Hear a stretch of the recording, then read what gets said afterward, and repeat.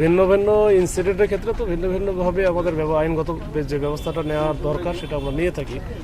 এইটার ক্ষেত্রে যেটা হয়েছে এটা আমরা গতকালকে একবারে শুরুতেই কিন্তু আমরা রেসপন্স করেছি, সাথে সাথে ফায়ার সার্ভিসকেও ডেকে নিয়ে আসা হয়েছে এবং এখানকার যে ওই সময়ে যে এজিটেটেড যারা পিপল ছিল, বিশেষ করে এই শ্রমিকদের যারা রিলেটিভ ছিল, তাদের যে বিষয়গুলো ছিল ওইটাও আমরা হ্যান্ডেল করার চেষ্টা করেছি। এরপরে আমরা এটা এখনও ওই পর্যন্ত গতকালকে আমাদের মূল কনসেন্ট্রেশন ছিল যে আমরা যেন যারা আছে তাদেরকে দ্রুত উদ্ধার করতে পারি, যারা এফেক্টেড হয়েছে। তো এর মধ্যে তো 3 জন এখনও পর্যন্ত আহত অবস্থায় আছে, তারা হাসপাতালে ট্রিটমেন্ট নিচ্ছে, এখন ভালো ইমপ্রুভিং।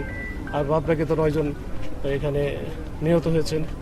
এখন বাদ বাকি আমাদের যেটা বিষয়টা ছিল যে এই যে তাদের যে আইনগত পদক্ষেপ যেগুলো, বিশেষ করে ইনকোয়েস্ট রিপোর্ট, তারপরে যে পোস্টমর্টম, এগুলো আমরা কালকে করার চেষ্টা করেছি, কিন্তু ওই যে ফ্যামিলিদের পক্ষ থেকে দেখা গেলো একজনের আমরা করতে পেরেছি, বাধ্য এগুলো তারা পোস্টমর্টম ছাড়াই নিয়ে গিয়েছে। এটা নিয়ে আমরা ডিটেলস একটা জিডি করেছি এবং আমরা একটা এটা ঊর্ধ্বতন কর্তৃপক্ষের সাথে আলোচনা করে যে স্যারও এখানে আসছে, সবার সাথে কথা বলে আমরা একটা ড্রাফট রেডি করে রেখেছি যে এইখানে কোনো ধরনের কোনো গাফিলতি বা অবহেলা বা এই কর্তৃপক্ষের কোনো কিছু ছিল কিনা সেটা আমরা একটু ধারণা নিয়ে তারপর আমরা ফুল আইনগত ব্যবস্থা নেব।